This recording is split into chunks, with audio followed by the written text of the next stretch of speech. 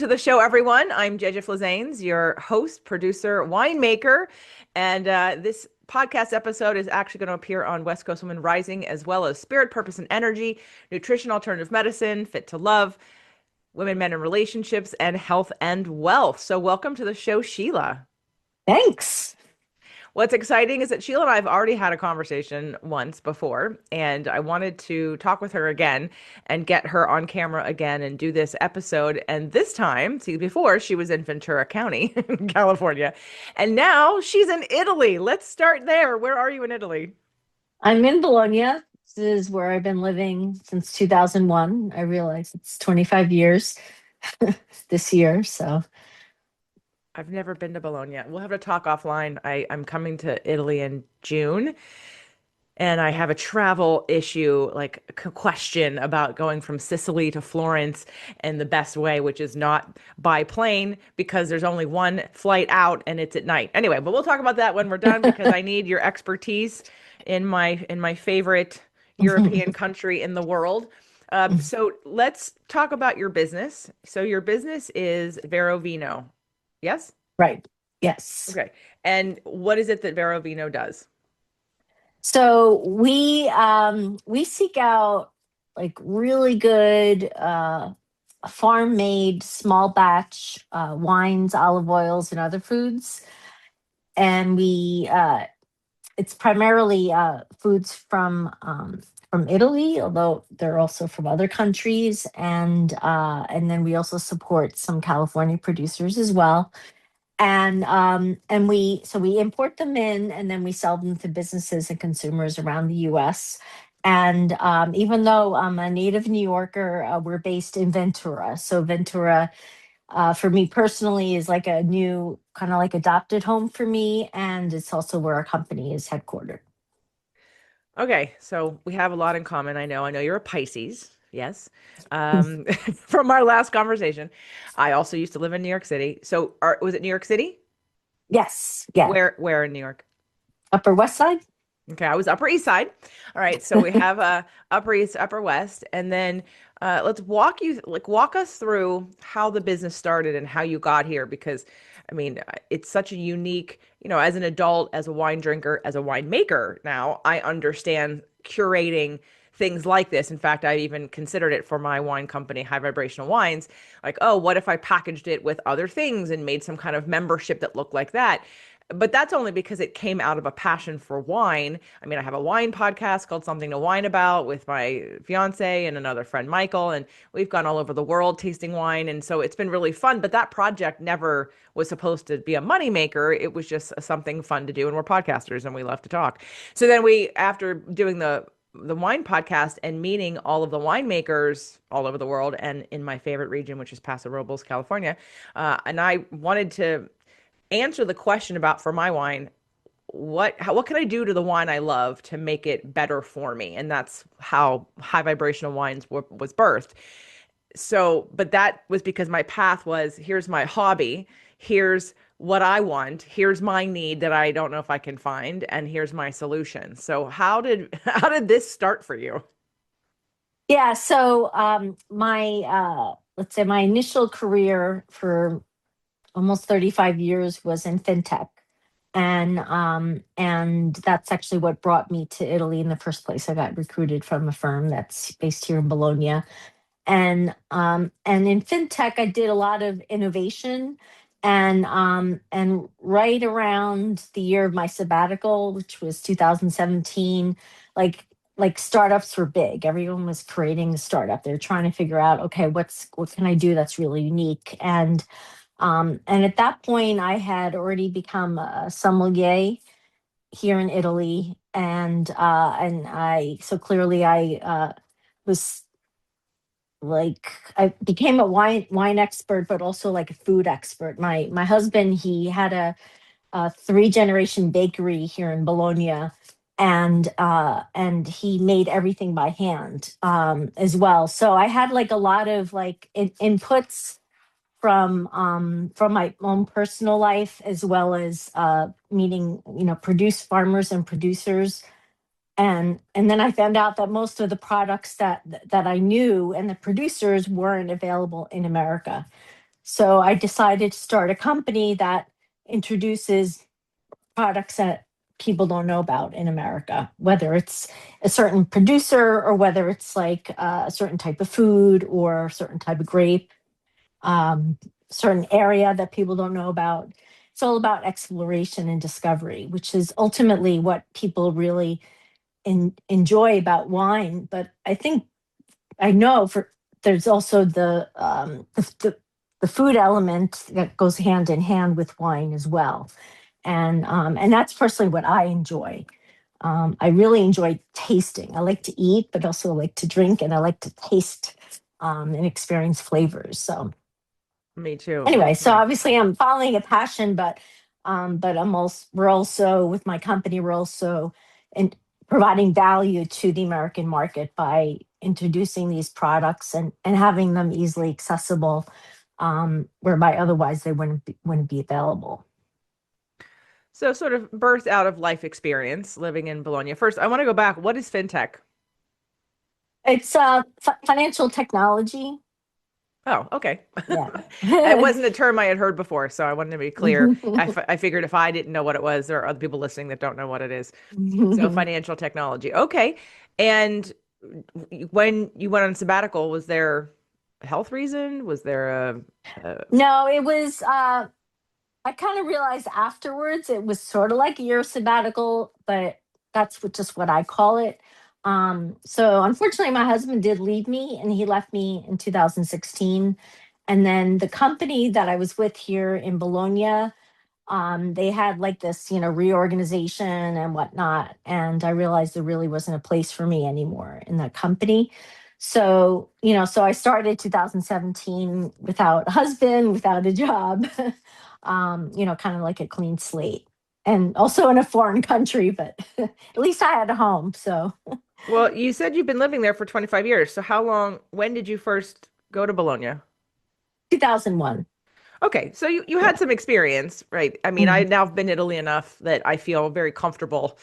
Like I don't, when you first go to another country, whether you speak the language or not, I mean, obviously speaking the language helps, but when you don't, and you just don't know your way around or how things go or how the culture is, like Doug and I would love to buy something in Florence at some point in time, but our concern is that we don't speak the language. And my grandfather was born in Italy, and so I'd like to pursue getting a dual citizenship. But I know I have to learn the language and I have to take classes, and that's fine. And I'm happy to do that. It's just kind of cool to think about having a dual citizenship in Italy, which I'm sure you have, right? Do you have? Yeah. Oh, No, well, I you have don't? Irish citizenship, Right. so So, I have EU citizenship. Anyway. but when you're in a place long enough, you figure it out and you feel more comfortable and you have your Mhm. people that you know who can help you. You have your, because life experience causes us to become familiar with things that we hadn't before. So here you are. Now, did you start the company from Bologna or were you in Ventura? I was in Ventura. I was in, California, Ventura.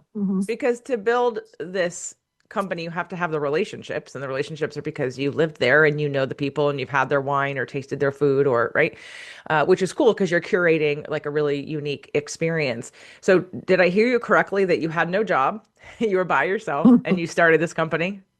Yes.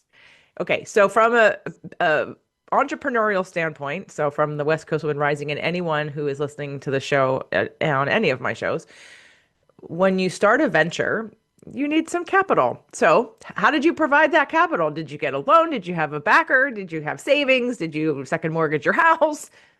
I had savings.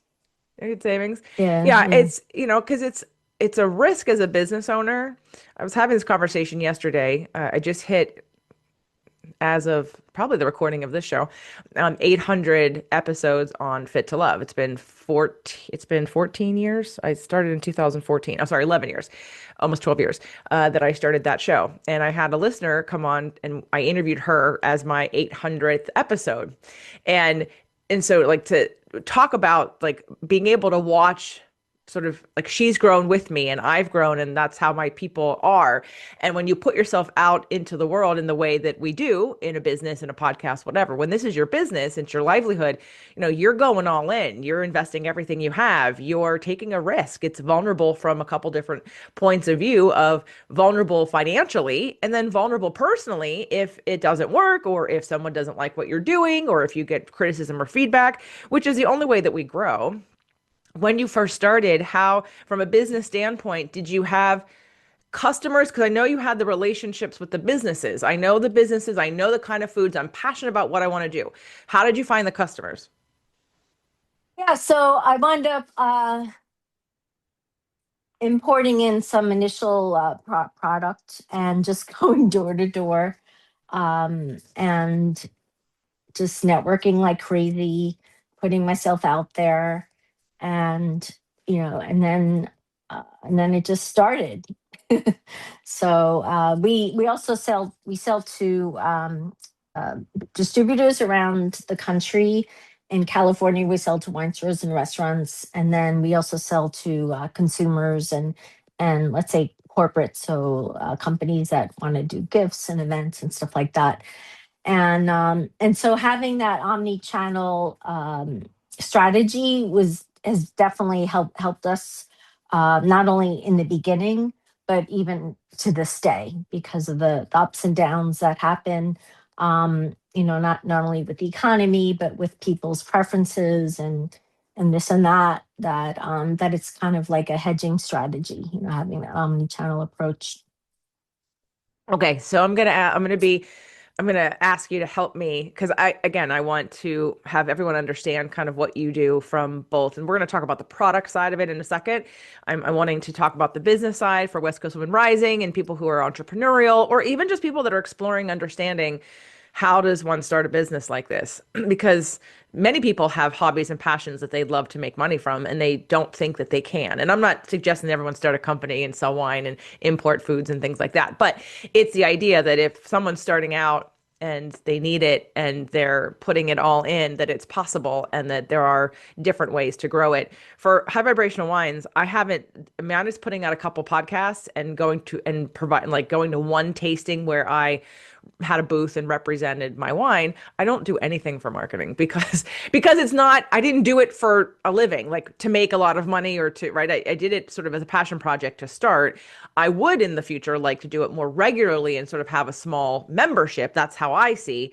But what did you do to get it started? I know you said you went door to door, but did you go straight to distributors? Did you find the companies? How long did it take you? Because I'm just curious, how long did it take you from inception of here's my business and now what? Okay, so did it take 6 months? Did it take 2 years to until you established these relationships or learned about the most beneficial, efficient way to distribute your products in a mass way? Yeah, so the let's say getting the initial sales was, wasn't easy, but took persistence, but it happened. Um and the challenges is really the continuity, um because in the wine, it could be the food, distribution business. You can't just, a business can't stay alive just with that one sale. It needs to have continuity. So that, that's pretty much the key to the success in this business. Like, it's fairly easy to start. Like, the barriers to entry are pretty low. It's really just, ultimately having enough scale so that way your uh your sales cover like all your operating expenses, like, so at least you break even. um and then one of the approaches that we have, is to just pour a lot of marketing into just getting the word out about our producers and their products, but in line also with, the values of our company. Like we really look for, products that are well made, that are, sustainably made, that you can, like know the source of where they came from. They're really genuine and authentic. And um and then and then we also invest a lot, like in education and explaining to people what they are, and this is primarily through digital marketing, so both through our blog, as well as through our YouTube channel. And fortunately, that the digital footprint has been paying off. That's a very gradual process, but that that strategy has been a good one for us. It does take patience. It's not going to be like an overnight thing, but it has staying power, and that's the most important thing.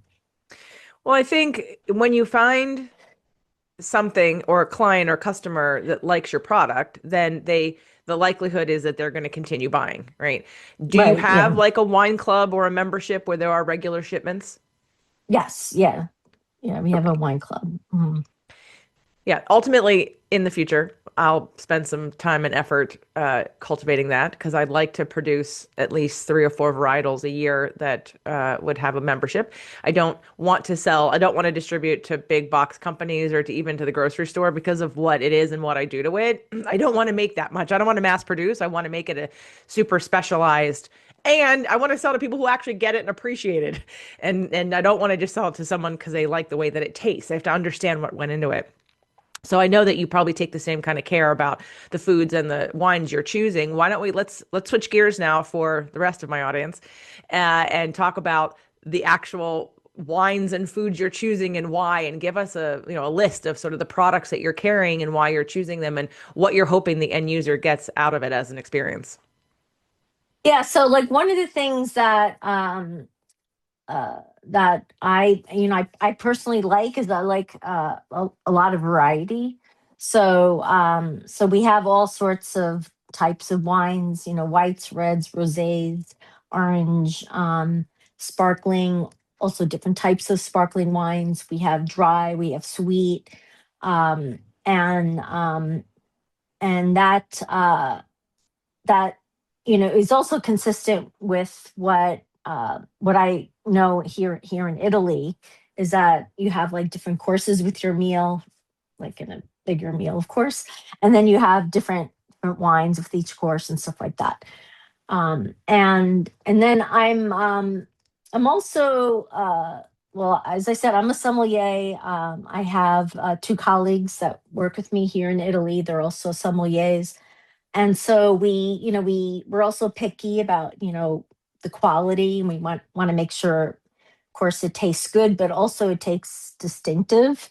And the same goes for the olive oils that we have as well. In fact, if anything, I think there might be more opportunity for introducing types of olive oils that have never been in America, because that is something people know less about in America. Like, for example, there's a lot of different types of olives, and most olive oils are blends, but some olive oils are actually made from one type of olive, and then they have different tastes. You actually eat certain olive oils with certain foods and stuff like that. Do you locally have, I know we talked about sometimes you'll do tastings, or maybe you'll get some samples. I don't know if you were just inviting me to do it when we talk, like, or you're inviting other people, or do you put on like tastings in different places of some of the products that you offer?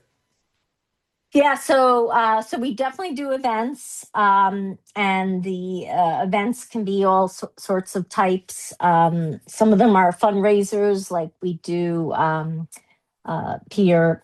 There was Pier Under the Stars for many years. For example, in Ventura, we do other types of charity events, and then we also do like just events, private events, like that people organize, and I'll do like collaborations with different people, like we're in the Ventura County businesswomen group.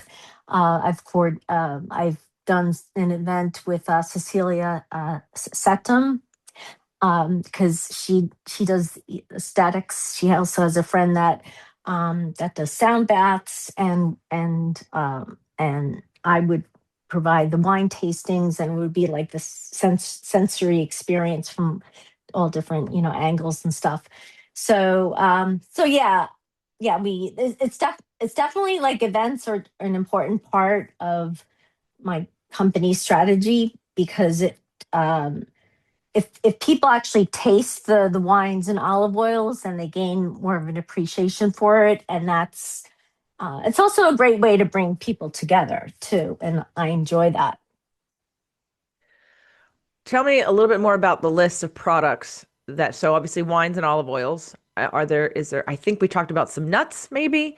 Was there something Yes. else, or Hey, chocolates, or some kind of, yeah, it's a hazelnut farmer in Piedmont, Italy, that she then creates and crafts hazelnut creams, and like just plain like toasted hazelnuts, and caramelized hazelnuts, even like pasta and pestos. do you have any pistachio cream? I do love hazelnut cream, but my last trip, I've now become addicted to pistachio cream. Um, Yeah, but I remember the hazelnuts, right? And that, yeah, my mouth was watering even though it's early in the morning. I love hazelnut cream. And you know that it doesn't have any crap in it, because it's locally sourced in small Right. batch and not mass produced. So we got to stay away from the store-bought crap that has seed oils and things in it. So just talk a little bit about your favorite parts of like of your offerings. So like, is it, if I was just like individually, I can sign up as a client, right?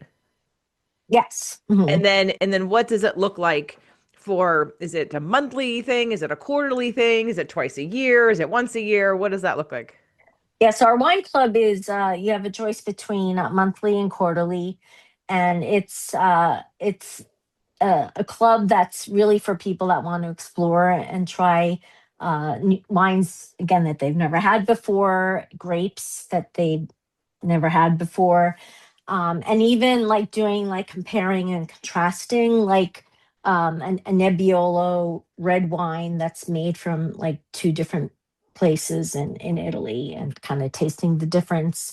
And then so like every order, every shipment is like curated. I'm actually doing the curation, and then I'll do like kind of I'll give a little bit of the inside information, more of the personal stories as well, that I can share with our club members. And then lately what's been popular is to actually give as a gift the wine club, and I enjoy that, because then I'll like personalize the letter for the person that's getting the gift, that's from some other person. Actually, one thing that was really cool that happened recently is, so someone gifted the wine club to somebody, and then that person wound up gifting back to the other person the wine club because they enjoyed it so much. Like, well, that's really gratifying. That's cool. Now I'm gonna go back to the Yeah. Nebbiolo. So when you're talking about, it's not a blend, it's a whole bottle of single varietal Nebbiolo from one region and a single bottle Mhm. varietal from another region. That's cool. Right. Yeah. Yeah. My first time in Italy, yeah, 2015, I was in Rome. Just before we left, we went to Florence and then San Gimignano, and we visited Siena, and then we went back to Rome before we left and came back home. And this was in my last relationship. And I remember we got a bottle of wine because I celebrated my birthday, which I have almost not every year, but many, many years in Italy is sort of the tradition. And which it isn't this year, so I don't know what you Pisces are doing right now. Since I'm going in June, which would be the first time in the summer, I'm a little concerned about the heat. Humidity. But it'll be fun to not have a big winter jacket on, and to not have a scarf, and to not need gloves, and to not need my umbrella. That'll be fun. That'll be a first. But yeah, I remember going to the restaurant in Rome for my birthday, and I ordered a Syrah, and it was a Syrah, and Syrah is one of my favorite grapes. and it was an Italian Syrah. And I was like, oh, let's see if this translates. And it was like, oh my God, this is delicious. It did translate. It tasted, I still loved it. It was still a great bottle of wine. But I think that's a fun thing to look at how different, like when you were like a grape you've never tried, and I want to say, well, try me. I've had a lot of wine. Like I would love to know what, and I'm sure there are grapes that I have not had before that are either in Italy or some, or that you source there, but between Paso Robles, Santa Barbara, being in Greece, being in Italy, I've had my fair share of grapes, and think there hasn't been too many that I'm sure, I don't know. I don't know how many grape varietals in total there are in the world. Maybe that's, or I should probably start with that. But when it comes to the membership, yeah, I think it's really cool that someone bought a membership without trying it, first of all. And they just thought, oh, this is a cool gift, because I would have thought, let me experience it first and then see if I want to give this away. So I'm sure that is pretty cool. So we have, what besides the wines that get shipped, is there a package that comes with wine, olive oil, and hazelnuts, or is the food separate? Yeah, so basically, like people can buy, they can mix and batch and buy, individual products, and then we ship, all around America. But then also we have gift sets that kind of the idea started just because we started to get such a big portfolio that I was thinking, well, how can we make it easier for people to decide what to buy, like something to start with? And so we came up with these sets that are are quite popular. Certainly in December, they were like our gift sets were the main product that people were buying, and one of our clients actually told me that that we're like apparently the only one. I mean, this was going back a year ago, that has a gift set that has both wine and olive oil in it. So that's one of our more popular gift sets, and now that we have the hazelnut products, that also allows for kind of like a you know just a much more diverse offering in terms of gift sets, which is great because not everyone drinks as well. So Yeah, I mean, some people just might be interested in the olive oils and the hazelnut. All I have an olive tree, and we think last year. Do you remember when the power went out for a couple of days? It was the longest the power was out here. I don't know if you were here in town, because it was like a windstorm and a tree branch took out the power line, and we actually had to buy a generator. We were going to buy one anyway, but our neighbors offered their generator because I think we were 2 days without power. But when the power went out the first day, I literally went, okay, now what am I going to do? So I walked outside, and I looked around at my yard, and I thought, okay, what can I do out here? Let me go look at all my trees and all my fruits. And I went to the olive tree, and I was like, wow, there's a lot of olives on this tree that are ready to be picked. So I had no idea what I was doing. So I went to the olive tree, I picked the black olives off, and then I went, well, now what do I do? And I looked up, I had cell service on my iPad, and I looked up how to cure olives, and there was a salt brining method. I'm like, cool, all right, so I'll salt brine the olives. So I did that, and then I just did a second batch this year. And I know we talked about, Doug's like, oh, let's make olive oil, and I said, I don't know that we have enough olives to make olive oil. It's a whole big process, and I don't know what kind of equipment we need to make olive oil. But my one tree is really producing a lot of olives, and I can't eat them fast enough. So I understand well, I don't understand because I haven't done it yet, but having an olive tree and looking at how many olives would it take to make a bottle of olive oil, like the artisan craftsmanship of olive oil making, and then, like you said, the different kinds of olives. Have you ever thought of, I don't know, maybe if you do this for marketing, but like a class, like if you did a class, like an online class to teach people about the different kinds of olives and what they taste like and how you would pair them. And I don't know, I just think that because I mean, I'd be interested in learning about all the different kind of olives. I have no idea what kind of olive tree I have, and I've heard that some olive trees you could have more than one kind of olive on the tree. So I don't know, but I think because, like you said, not everybody drinks. but most people appreciate olive oil. Most people don't know you can drink olive oil. Like that's a Mhm. like that's actually a really good thing to do before you drink. If you're going to go wine tasting, have a little bit of olive oil first to coat your stomach. But between the antioxidant, between the healthy fats, between the omegas that you get, so yeah, olive oil. I don't know. I think that'd be cool. Have you ever done that? Have you ever taught people about the different olives and their different properties and their different taste profiles and their different pairings? Yeah, so as I mentioned, we have a blog. So we've done a series on our blog about olive oil, as well as a couple on our YouTube channel. During COVID, we did a lot of kind of like meet the winemaker, and they were we call them Vero talks. Vero, which means real in Italian, is our brand. And so we would have the wine tasting, with the winemaker, and we did this also with some of our olive oils as well. And then one of our actually a woman winemaker um, of ours who's based in Maremma, Tuscany. She also makes olive oil, and her name is Antonella Manuli of La Maliosa.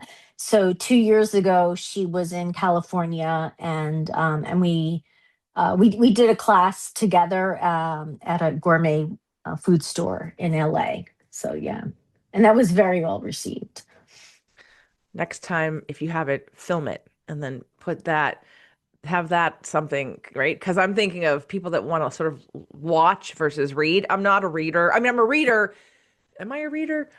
I can be a reader. I'm a listener and a watcher more than I'm going to read. Like I'm never going to read a blog. Even if it's amazing, I'm probably not going to read it because I'd rather watch it or listen to it because I can multitask while listening, like podcasts, or I can, which is another thing to consider, possibly having your own podcast. Lots of people multitask and listen, and it is really a efficient way of getting out information because they don't have to sit and watch a video. They can multitask, exercise, drive, whatever they're doing, work in their garden, and listen at the same time. Uh, Okay, so Verovino. I know you have a couple. I feel like there's more brands underneath. Didn't we talk about that there are different names underneath your Verovino brand? I mean, Vero, as I mentioned, is the overall brand, um, and Vero Vino is our line of business for wine. And then, because we didn't want to get like pigeonholed, thinking that we're just offering wine, which is not the case.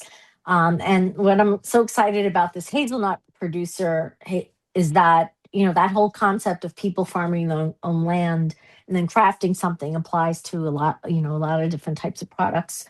And then when I started my company, I started to go to especially like to restaurants.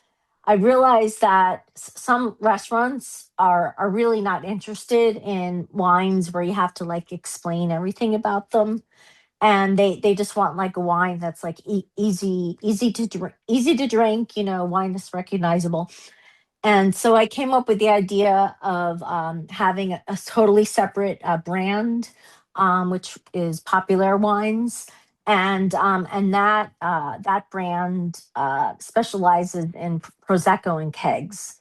And having wine and kegs is like a great, um, it's obviously an alternative to artisanal wines.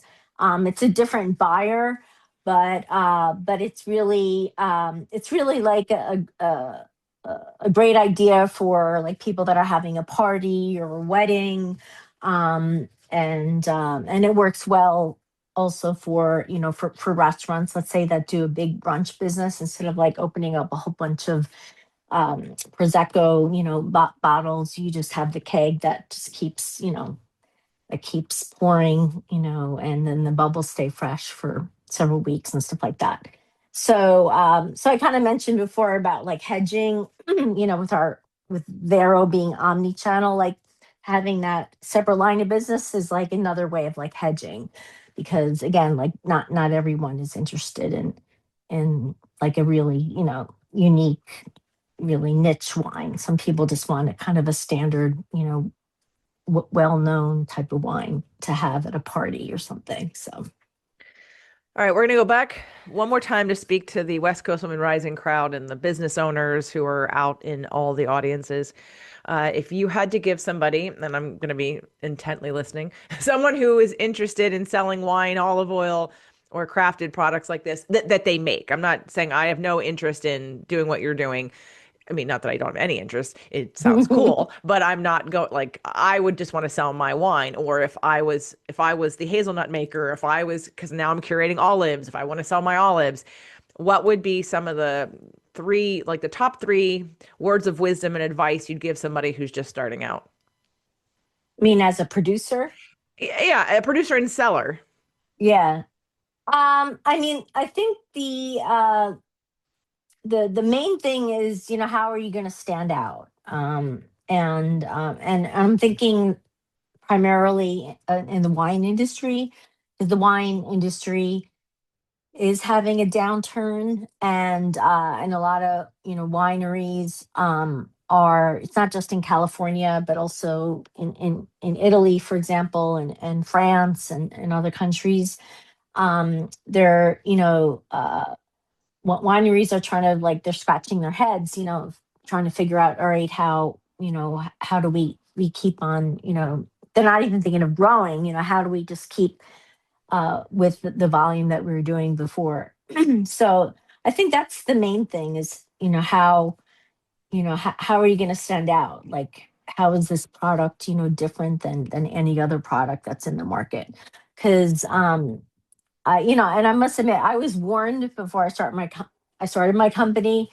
Like, selling wine is not easy, um, and so, I mean, thankfully, there's a passion behind what I do. I know, Wesley, you're passionate about wine as well, but obviously, you need to have a way to really stand out. Okay, great advice. And then for the other half of the listeners who aren't going to be selling anything ever, who are just buyers, I want you to give them some ideas about, and I want them to go to your website to verovino.com and check out the products and check out everything. I loved what I've already heard you say because like have you been to the olive oil store here in Ojai? The new, Not in Ojai, the no. new. Okay, so it opened, and I think there's lots of different stores that do things like this. But what's really cool about it, and we probably need to interview them on Taste the Ohio Experience, because I've literally gone there like 6 times since the first time. The first time we went with Doug's daughter, we were like looking for something to do, and we walked in, and it's totally free. You just taste, and they give the little cups, and I was so happy about that because I'm gluten free, and I thought, oh God, I don't want crackers or bread. So they gave the cups. I'm like, phew, I don't have to eat anything. I can just drink it. But they have a wall of olive oils and a wall, and some of them are from Italy. They're not locally sourced. And then a wall of different vinegars, and then they have a table that has different pairings of, like, for instance, my favorite pair was the rosemary olive oil and the cranberry pear vinegar. That one was like outstanding. And so it becomes an experience that everybody walks in there, and you can't taste them all in one sitting because there's too many and your palate is like, whoa, this is just too much. And so, going in there and having that kind of experience, it's also what makes you go, well, who is this for? Like, besides us buying it for salad dressings or whatever, it became a really good gift central. Like, I gave that gift to the friends that were here. My mom and dad bought a gift for my neighbors for hosting Christmas. Doug bought some bottles for a client to be that he met that has everything. The guy's super wealthy and has everything. And Doug's like, what do I get them? But then he was at their house and the olive oil pourer was like broken. So he bought them olive oil and then a new set of the pours. That anyway, and so it became a perfect gift for someone who you don't know who to get a gift for. So I love that you said gifting, whether it be a box or a membership, for the person who is a wine lover or a foodie or loves Italy, or right. So that's one example of a really great idea for a gift, because people do need them. They're like, well, what do you get that person? They have everything. And something, a Mhm. unique experience is perfect. What are other ways people would, like, for other reasons or other, scenarios that make your company and your products a really good idea? Yeah, I mean, clearly, as you mentioned, gifts is a no-brainer. If you want something that you can't get anywhere else, and we also ship all over America, so you don't have to, you could just order from your, wherever you are. We do all the heavy lifting, and then like the curation that we do in general is one of our, you know, it's our secret sauce. Like, we're like really picky about about who we bring on, in terms of producers and what products. Um, and um, and and that, is is a reason why people can, rely on us for, a product that tastes really good, that's, authentically made, and that's interesting. And so of course, we also appeal to people that just want the product themselves. Um, and and then I mean, I just, I have wine, every night with dinner. Like, I just really enjoy it, so it's, for me, it's easy to kind of share the joy, of having like just a really, distinctive, wine, and then pairing, with foods. And then I love to share as well, foods that, like I make, let's just say, because I also love to cook and I love to experiment and stuff like that. So it's that, it's that joy, that wine lovers and foodies get from uh, the discovery of, of something really good and unique, but also sharing it with other people.